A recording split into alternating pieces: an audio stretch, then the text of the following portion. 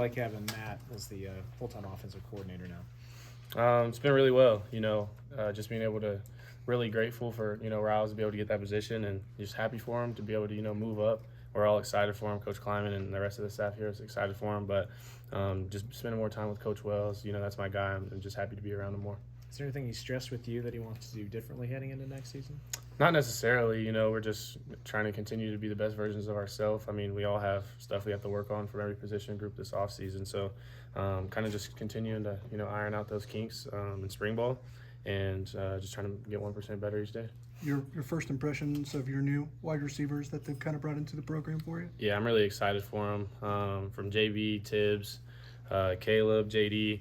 Got some young up-and-coming freshmen, and we got some guys still ready to come in this summer. But really excited for those guys and just kind of ready to get out there and throw some live routes with them and see how they can compete against our defense.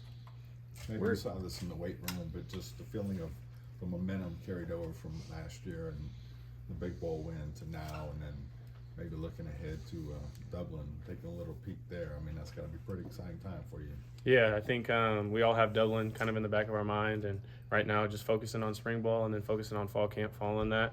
But ultimately, our first game against Iowa State is still in the back of our mind, and that's what we're going to continue to work towards this offseason. You're trying to learn new wide receivers. At the same time, I think you're down to, 10 actual on-field practices. Does that put more on you guys to work individually together? For sure, and I mean, Coach Kleiman talks about it all the time. We have to be a player-led team, and it's going to, take some leadership from the receiver room, the running back room, and me in the quarterback room to, get guys together to work on whenever we don't have, as many scheduled practices this summer, so we can get and throw some routes on air and stuff like that. And we're not just going through the motions out there. We got to have guys going full speed so that it can translate on the field Saturday nights.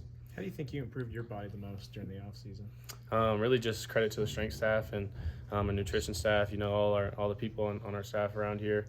They gave me a plan and just, told me to go after it and chase it, and sat down with Coach True, and he showed me, kind of Jacob Parrish's his last, or 2 seasons ago to his last season, his off season, how he transformed his body, and, told me to, strive for something like that. So just trying to work my hardest in the weight room, out whenever we do our team runs and stuff like that, and keep my nutrition at the top of my priority list so that, I can sustain more hits this season and, be, harder to get down whenever I am, outside the pocket and doing some quarterback run stuff.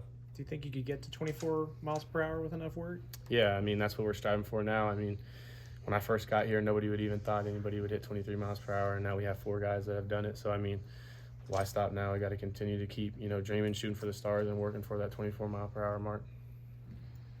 Avery, I wanted to ask about Jerron Bradley in particular, with the guy who didn't get to play last season. How has he sort of stepped into the wide receiver room? Who was it? Team? Jerron Bradley. Oh, yeah. I mean, he's just came in and, leads by example. Him and Tibbs, always doing jugs or tennis balls, is, leaving a good first impression as soon as they got here. And, just continuing to watch him grow. And I think he's going to have a really good season whenever the fall rolls around. Where are you the most different now from last year?